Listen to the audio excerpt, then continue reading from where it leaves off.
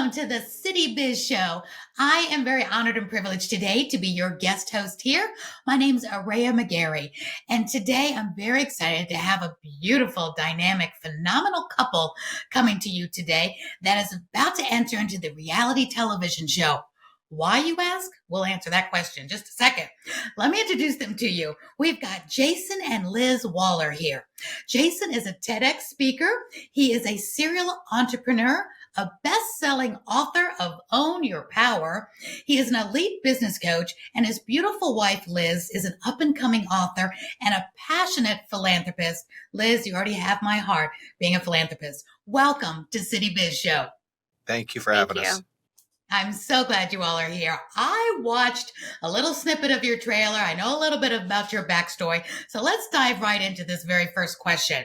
You have a fascinating backstory, Jayson, about growing up in a trailer park, being a teen dad, and your recent loss of $1 billion, yes, billion with the B, dollar business.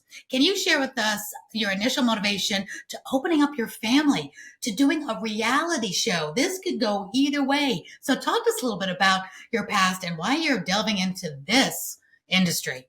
No, great question. And thank you for having us on. Super excited to, share the word about the BAM Fam coming out of Amazon Prime. So super excited about that. But I get that question all the time. Why would you put your family through this? Why would you want to do this? And, we were approached because the dynamic and the chaos that our family brings. Every family, I think, has their own stuff. Ours is a little bit more unique, outgoing, a lot of characters involved in this, but they've got tough skin. Me coming from the trailer park, having Liz's own family kind of judge me when I first met her of being broke and living in a trailer, sticking my feet out, moving the trailer. We were called the Flintstones from our family, so it was like motivation. My parents working really hard, but not being able to afford a lot, and them missing opportunity and, playing to win. Instead, they were playing it safe. So that kind of gave me motivation. Met Liz. We had a kid in our teens, and kids raising kids. And that's always chaos, right? So we had it all backwards, fought for 2 years, played house, didn't play house. One day she picked me up. We ran and got married and bought a house a week later after our kid was 2.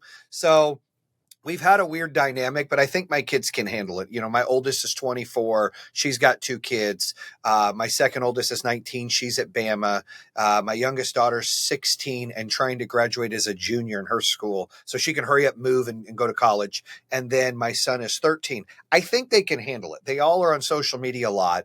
We're the kind of parents that I believe marketing and social media is important in life. I believe that some of the things that we've gone through can help educate people, and it's humorous and it's entertaining, but it's real and it's raw, kind of like everything that I've done, from building companies to doing a podcast. And, the dynamic, I always go back. We were approached, from some producers that built a show called Bar Rehab. And they were like, hey, maybe we should have you do this whole thing where you go and resurrect these businesses. And it was a great idea until they met my family. And they go, hold on, we got to do reality TV show because you think you're this boss. And then you go home and Liz runs everything. You don't run anything. And that kind of is the dynamic. Am I right? Yeah, for sure. For sure. He can run his businesses all day long, but when he gets home, he needs to know it's place. So. Yeah. Liz, what does this mean to you to have your family on a reality show? Like I said, it could go either way. In anything you do, you're going to have people that love you, people that hate you, people that judge you. So what are you hoping the takeaways will be from allowing the world to come and see your family? Because they sound perfect. This does sound like a perfect, wonderful storm. But what are you hoping will come from this, Liz? Just for people to, I think to understand us better. From looking from the outside in, people just have their own perspective of what we are, what we're like, our personalities. They don't really know us. They just think they do. So this is kind of like an inside look, obviously, of everyday life. We're not perfect. I'm definitely not the mom that's I'm a rougher mom, I would say, of just everything kind of goes. There's no I've had 4 kids. So as each one gets older, it's just kind of like, oh, I don't care about that. Oh, I don't care about that. The last one. Yeah, do what you want. Yeah. Our kids joke because, we have 4 kids. The 2 oldest pretend. So we married each other twice. We renewed our vows. So the first kids, the joke is, we're from the first marriage. The Yeah. other two are from the second Yeah. marriage, because it's completely dynamic of when you become more of an adult, on your third kid and you're in your 30s rather than your second kid or first kid in your early, late teens, early 20s. Yeah. The whole way you raise your children is different. And I think that this could educate people that no matter what happens to you, you live in a trailer park, you have a kid in your teens, you go through some kind of turmoil in life, you can get through it and Yeah. the family can still bond, because what's unique about us is we love hard, but we fight hard. And that's kind of like how the family is. It's not your basic, oh, let's get around here. We've been successful at last. Perfect reality show, Jayson. Right. But we're not prim and proper, right? There's F-bombs at the dinner table. We're not your normal, like, oh, it's just not how it is. So I think it's very unique that we've been successful, but we're real and raw. Like we don't try to act snooty or be different than, how a lot of people do. We don't take any kind of classes to have etiquette by no means. I can't even spell etiquette, let alone try to be etiquette. And that's the facts. Well, being in the TV industry, gosh, for decades myself, I love television. I love the reality shows. I always have. They're like that train wreck you can't turn away from. And you find your niche. You find the families that you love to watch, or remember the Osbournes, and just all the different things. Now there's reality shows on anything. So it sounds like you've got a great recipe. But you mentioned something, Liz, like you want people to know the real you. Jayson, I know that you are a phenomenal business entrepreneur, a serial entrepreneur, an author, and you've had some ups and downs. So are you hoping that people that think they know you from your business world is going to get to see this other side of you as a real family with your imperfections? Because I don't care how big the win or how big the so-called fail, lesson learned. We're all human, and it could happen to anyone. So talk to us a little bit about that, because I think that's important. You've got a lot of business success to show us as well. And peeking behind the curtain is pretty cool when we know you're such a success in business as well. Well, I think Liz can share her background. People will see in the show, like her childhood was 10 times worse than me living in a trailer park. Like we slept in a bathtub for 2 years. Like it was very dark. And so, but she turned out as a fantastic wife. Sometimes she's really bullish and she has a big, strong hand that she wants to hit me with sometimes. We're sitting beside each I other. understand. But right, these are great things. But she's a fantastic mother, questionable, angry wife sometimes. But needless to say, yeah, it sounds normal. So she does what she needs to do. In the business aspect, yes, people have this perception that it's easy to build a company. And my whole thing is you got to be relatable. Regardless if you're on TV or you're doing a podcast or you're doing a TED Talk or whatever you're doing, coaching people, they got to know they can relate to you. And, building 4 companies from the ground up, literally from a small bedroom and hiring people at a Chili's all the way to $1 billion business. And we've done it, 4 companies that were super successful, and losing it and having to regroup and start over, and what my family's been through and what is that like? And what is the perception? What's it like when you're an entrepreneur and you have a lot of money? What about when you lose a lot of money? What's it like for your kids? That I got made fun of because I was broke. My kids got made fun of and get made fun of because we've had money. Like that whole dynamic that people can relate to, I think will be important in the show, that they'll be like, oh, our dinners are like that. And oh, that makes sense. And oh, that's how you can open a business. And oh, that's how you kind of deal with a boyfriend issue with the kids, or, a daddy ball, football issue with whatever else is going on. That now that you said that, I know that you come from the trailer park, and now you're opening up our insights. That Liz, you were in a bathtub for 2 years, and here you are. When you see this trailer, you see this reality show that's coming. Your house is gorgeous, beautiful kids. You run, your business acumen is amazing. Can you give us a couple of tips now on how does somebody go from that to even being any kind of success? Were there any key moments in both of your lives that you can share with us? Was it finding a mentor? Was it getting an education? What was it that took you from bathtub trailer park? Not that there's anything wrong with trailer park, but just from going from having very little financially to having a lot financially, and now this beautiful family. I definitely think growing up, it was definitely difficult. There's definitely periods of my life that were unbearable, but I did have a very good grandmother that I always speak about. She saved my life. She was my mother, my father, my grandmother, my sister. She was everything to me. So she died about 12 years ago. So that was a huge kind of just, I don't know the word I'm really looking for.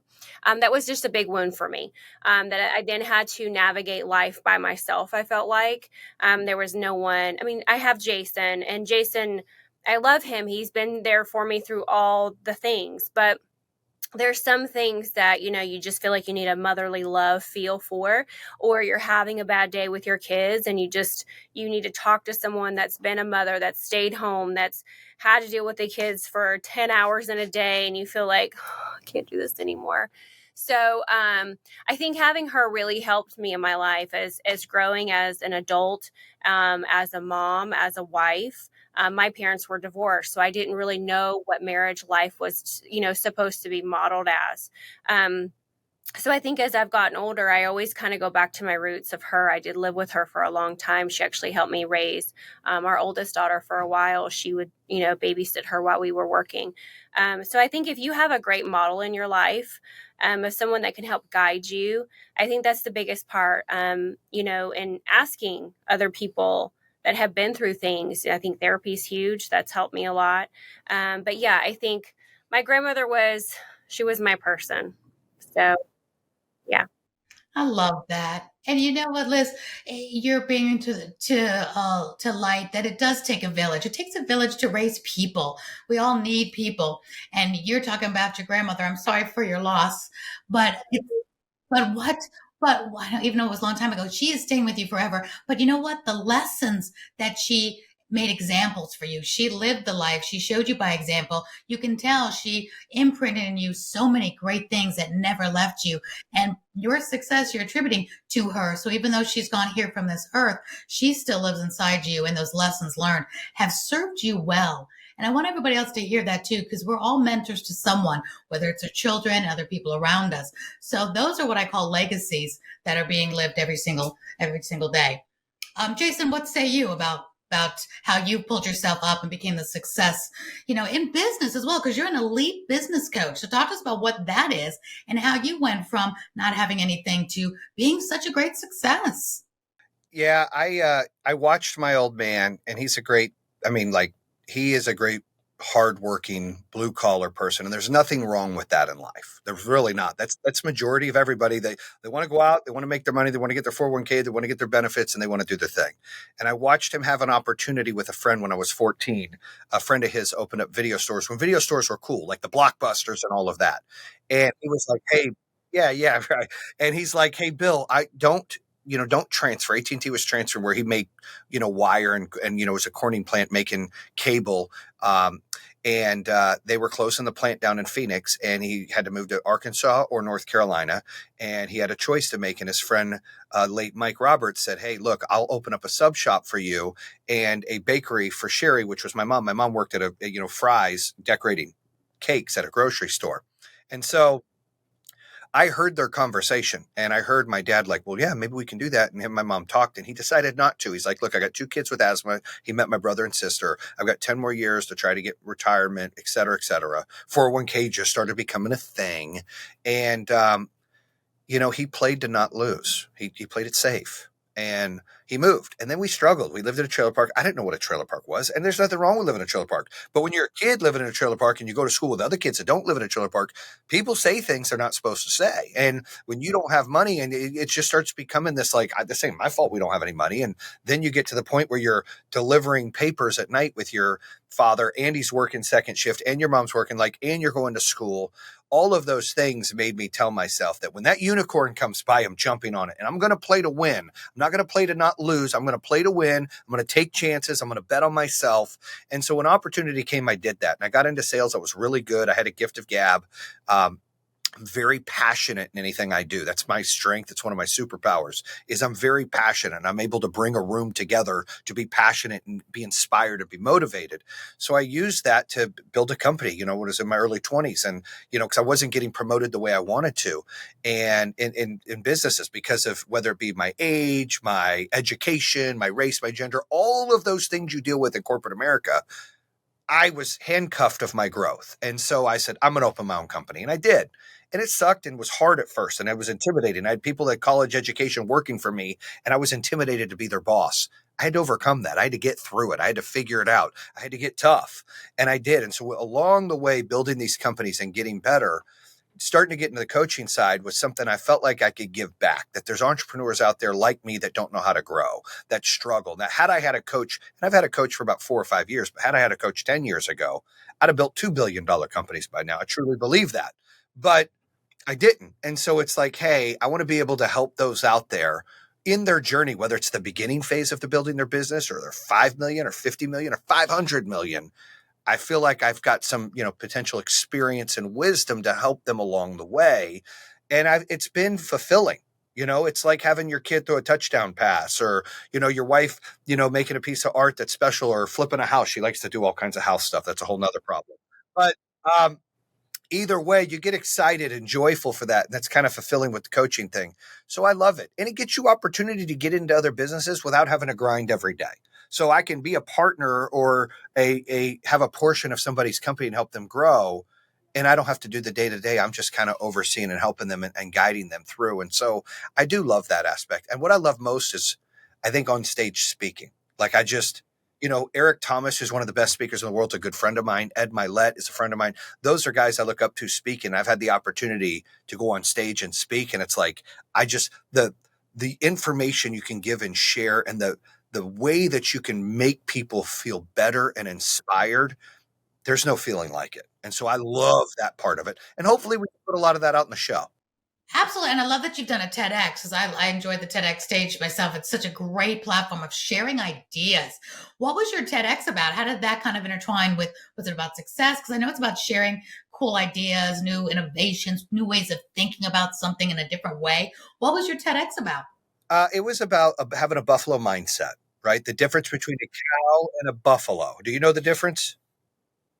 So if a cow, right? Well, you're just looking at me, you can tell. But if a cow sees a storm, a cow decides to run the other way. And a storm, in perspective, here would be anxiety, depression, fear, insecurity. All these things in life we have. We go, oh snap! We go the other way, right? We run from them. That's a cow's mentality. A buffalo's mentality, when it sees a storm coming, rain, hail, all of it, it runs through it to get through it faster. And in life, if we're able to run through our problems of anxiety, depression, insecurity, fear, we get through that battle to have a blessing a lot quicker. And then we're able to really live the lives that we're intended to live. And the problem is all of us at periods of time in our life have that mindset of a cow, and we run through things. We run away from things and we hide things. And the whole TED Talk was about how do we change that mindset to see the problem and run through it like the buffalo, because then you get through it faster, you learn from it, you fail forward, you do all the things you're supposed to do. And so that's what that TED Talk was about. Jayson, you just made my day. For one thing, I'm a huge animal lover. Everything I do almost involves animals. I won my Emmy with a show about animals at Noah's Ark. I love animals, and I've never heard that analogy before.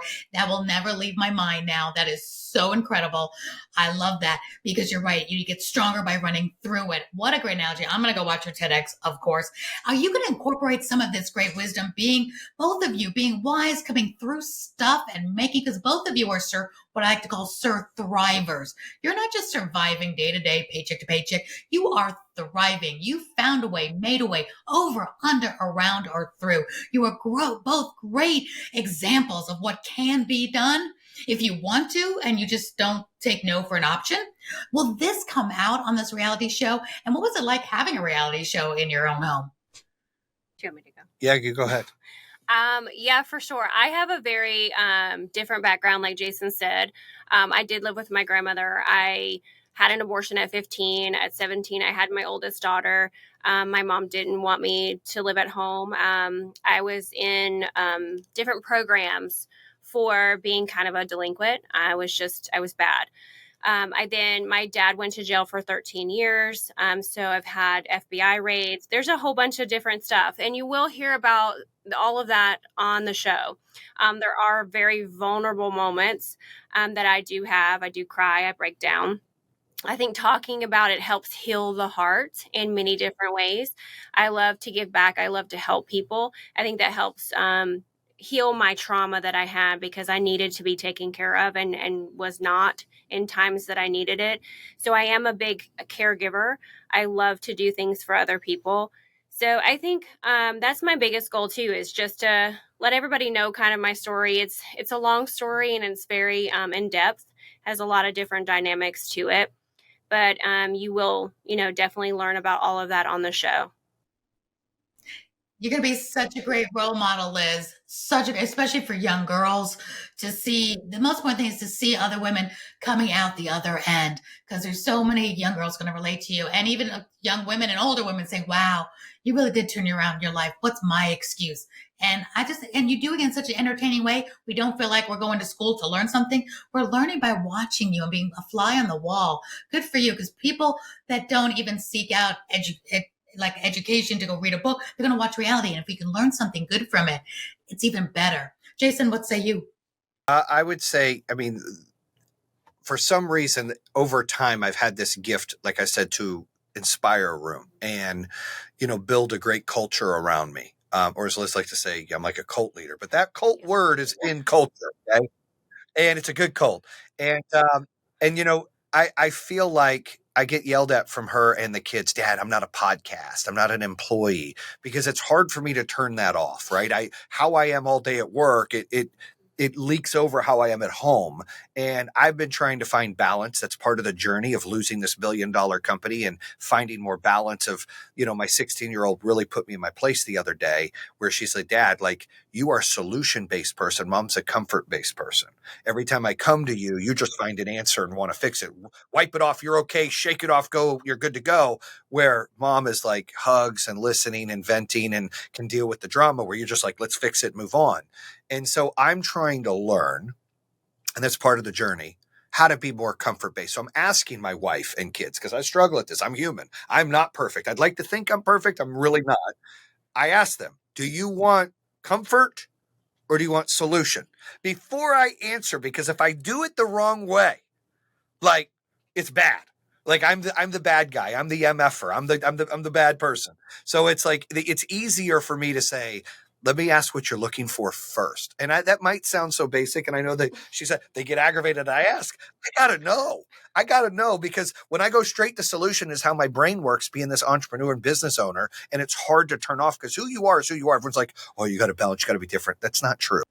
Jayson, that's brilliant. It's brilliant what you just said, because you two make such a great partnership, such a great team. So it's like, do you need mom advice? Do you need dad advice? You want solutions? You want to be, comforted? And it's such another brilliant. Steve, there's another TEDx talk for you, because that's such a good thing. Instead of us just saying, here, let me give you my advice. What do you need right now? Because they're going to need both of you for the situations. But what do you need for right now? What do you feel like you need? Brilliant. I'm just so impressed. That is so awesome. I was watching your trailer for your BAM Fam reality show. I cannot wait for the BAM Fam. I'm going to be one of your first biggest fans. And I love what one of your daughters said. One thing Liz says, Jayson's a lot. And I just kind of like related to it. He's a lot. And I love that. But you're such a great balance. But one of your daughters says, my dad is a teddy bear with teeth. What did she mean by that? You want to explain that? I mean, yeah, I feel like that was Mackenzie. It was Mackenzie. So he looks like he's just all warm and cuddly, and then it's just like rare. He has this like side to him that's just one, like, two, and then the dark eyes. Explain that. The dark eyes come. It's like we can like push him, and totally give him crap and like yell and scream and argue with him, and then all of a sudden he snaps, and then it's almost like his eyes turn to black, and you're just like, okay, have a great day. I'm sorry. Love you. Bye. And then it's exit to the left. Yeah. Exit to the left. Like, we'll see you next Tuesday. Yeah. So yeah, that's the other joke. It's always see you next Tuesday. You can put those letters together. That's what they say to them. So yeah, once that happens, we're like, okay, his teeth just came out. We have to go now. And you know what I get from that though, because I am just meeting you and I just saw that. And what I got from your daughter saying that too is, you know, dad will be very on point, be very vivacious because he loves so much. So think of a bear, teddy bear, very loving and cuddling and nurturing, but you get the job done. You guide with passion. It seems like you do everything with passion. You don't want your kids to stray the wrong way. You're going to tell them what you think about whatever it is. You're going to let anybody who wants to date your daughters know they got a daddy there, and the boys are going to teach how to be good to their women life. And I love that because again, you both are such a perfect balance. And then dad's that teddy bear with teeth. I feel like really know you do everything with passion, but also at the end of the day with love. You're not doing it out of bad teeth. They're good teeth. I agree. I don't think they're bad teeth, except the boyfriend thing. I let them know I've never been to jail, but I tell them these are jailhouse cats, and I don't mind going back, dude. So you better be careful. I let them know, and I ain't never been to jail. If they Google, they'll see that. But I always say I got these in jail. Don't make me go back. Love that. I love it. You know, and as a girl, there is nothing more special than your dad loving you that much to say, don't mess with my little girl. That is so special. So good for you. Now, as we wrap up, I want you now full steam ahead.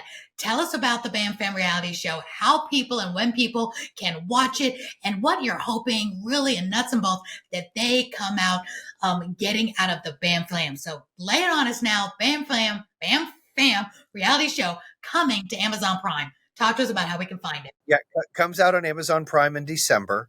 So it'll be season one. Season two, we're figuring out still where that's going to be. There'll be a real trailer that comes out soon, and there'll be some advertising on Facebook and probably some TV things, ads and billboards, certain spots pushing the show, I'm sure. But what we're hoping to get out of it is really a dynamic into what it's like to climb the mountain, make lots of money, lose lots of money, how it's like inside of that without being someone who's been on, cause I've been on TV before. I've done, a TV show called 2 Minute Drill and Office Hours and stuff like that, but I'm not some high end celebrity. But how does somebody who's running their household and making, $1 billion in business and doing all this stuff, losing all that? How is the dynamic there? How does the wife play her role? How do the kids play their role? What realization can they get, and life lessons can they get from watching the show? What things can they get to help their business? To me, it's going to be about 75% family drama and about 25% scaling a business and doing things. So there's educational pieces in there where people can go, oh, that's how you open a business. That's how you do digital marketing. That's how you do ROAS. That's why you build your brand. All that makes sense. There's not a lot of shows that do that. And then it ties into, you get home and you've got two kids arguing about this. You've got one kid getting in a fight at school. You got one kid going to Bama and partying her butt off, and she probably shouldn't be. You've got another kid trying to raise two kids on her own. And we've got to deal with that. We're young grandparents. We're grandparents in our 30s.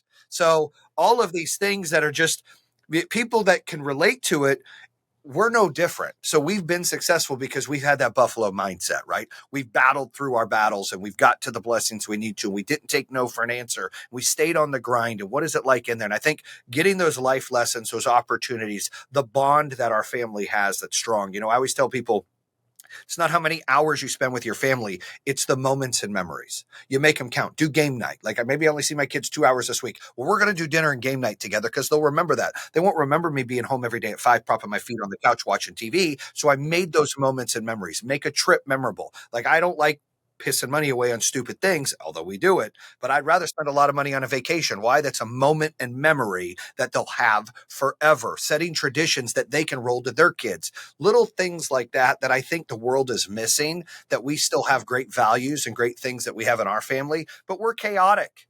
Like, we're not prim and proper by no means, but we have the means to live prim and proper. And so we get to share that with everybody. That's so exciting. I know everybody's going to want to watch this show. Also, before I ask you, I'm going to ask you both in closing to give us a piece of advice that you would want the audience to know today. But I also want to ask you real quick, where can people follow you? So they're thinking, well, Amazon Prime where? Or maybe I don't have Amazon Prime yet. Do you have social media platforms people can follow you and stay in the loop until this airs? Okay, I'm horrible at social media. I'm just on there because I have to be and watch my children. So I do. My Instagram is Liz_Waller27. That's my Facebook. I don't do Facebook. And then we have So the show doesn't have a social media yet. It does actually. Yeah. So yeah, so the Bam Bam Fam. Fam Show on Instagram, as well as on YouTube, the Bam Fam Show, and then you can go to Jayson Waller Bam, which is on Instagram. It's got millions of followers. You could go there, follow that on Instagram or YouTube or Facebook. So all three of those there as well, and those little clips and teasers on the Bam Fam Show Instagram and Facebook that you could see things on. Yeah, we posted. Perfect, perfect. Because I'm going to be the first one to go there today and be one of your followers and fans. I'm very excited about this. So, in closing, what is your last remarks that you want everybody to know today for being on the City Biz Show? I would say, listen, either you're going to like us or you're going to love us, but we're going to entertain you. And you're going to be able to get real life lessons. And it's real and it's raw. It's not scripted. It's chaotic. And, a lot of people wouldn't put their family through it, but I think that the opportunity for my kids to be able to, in today's world, you have to come out of your skin and be able to build a brand and be able to build yourself out and be able to handle, like you mentioned, the adversity and the struggles of people saying bad things about you. Whether you're, trying to just slide through in life, people will still say bad things about you, or you're successful. And I always tell my kids, I tell my wife, I tell people I coach, I want to be relevant in life. I don't want to be irrelevant. And part of the responsibility of being relevant is you're going to get the smoke. You're going to get the smoke of people hating you. You're going to get the smoke of people talking crap about you, saying, oh, you're fat, you're this, you're that, you're blah. You got to have thick skin. I tell my girls all the time, do not read the comments. Be flattered that they're watching you, that they're paying attention. And if they're watching you and getting better in life, then high five, you're doing what you're supposed to. If they're watching you and hating you in life, you're still doing what you're supposed to, but they're going the wrong direction. That's on them. Be flattered. And that's kind of my thing, because there's people I listen to and watch them, I admire, and I'm like, yeah, and I get great. But I won't ever waste my time commenting or saying something negative on somebody, because I'm just wasting my energy and I'm going the wrong direction that way. And so, but they're going to have that. And the world is full of that, unfortunately. And so this is an opportunity really fast for my kids to be able to get a grip on that. My wife to be able to handle that. That was the warning. We sat down. I said, listen, we do this. I've been taking heat. People say things about me up, down life. I laugh. It doesn't bother me. I like the people that I help in life. I'm grateful for, and I'm like, thank you. And I'm so glad that you're following. I love that. But the people that say all the negative stuff, I don't even get to the second letter in the negative stuff. I'm like, okay, it doesn't bother me. I'm flattered they're wasting their time watching me while I'm growing. Good for them. But it does bother, my wife and kids. And so we're easing into it. I'm like, you guys better be ready. And so they're getting thicker skin and they're getting used to it, to where it's like, look, that means you're doing something right. Cat Williams always said, you only got one hater. You better find a way to get more. And so that, I think, is the key, right, Liz? Yeah, for sure. I think that's the biggest thing is, like, I know for me, I'm a very shy individual who's married to a huge type A personality person that just like explodes the whole world. Bam! Yeah. And I'm just kind of in the background, like, I'm here, but I'm not here. Don't look at me. So some of our kids are like that, and then some are they're like split Jayson. Down the middle. They're two like me and two like her. So it's hard. It's hard. Yeah. So I think the biggest thing is being able to adapt. Because, like I tell our kids, not everybody's going to be nice, and you're going to have to learn to deal with those people. And yeah, don't read the comments. Like, I just have to they'll leave comments. I just people even said bad things about Gandhi. Oh, yes. Jesus, everyone, Jesus, everybody. Like Mother Teresa, like the world is full of hate. So you need to learn to embrace it. Like, it's like the buffalo, run through it. Don't pay it attention, get through it. You'll be okay. It's just words. That's how we look at it. At least they're starting to look at it that way. And I'm trying to coach them up on that. Like, look, like it's just noise. And that's actually a good thing. The more noise, the bigger you are. Keep moving. And so that's kind of how I look at it. But show business, if they're not talking about you, you're not doing something right. And we've all heard that. But Jayson, Liz, you've been such a pleasure to be on the show, the City Biz Show. We're so glad you were here. And you made a good point that just going to middle school, you're going to be bullied. So if you haven't gotten thick enough skin through middle school these days with all the social media crap, then why not have your own TV show too and be inspiring more of the world, where more people can also love you, be inspired by you.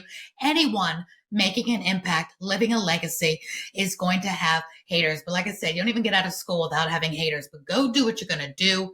Just like you mentioned, some of the greatest people in the world have haters. So thank you for empowering the next generation and our generation to go out, live on purpose, live your passion, live out loud. If you want to have a reality show, We'll talk more with Jayson and Liz later on down the line after they go into season 2 on what it's like and maybe how you too could start a reality show if you think you got the goods, like Jayson and Liz and their incredible family. Thank you again so much for being here on City Biz Show. You have been a delight. I'm your new biggest fan. Thank you.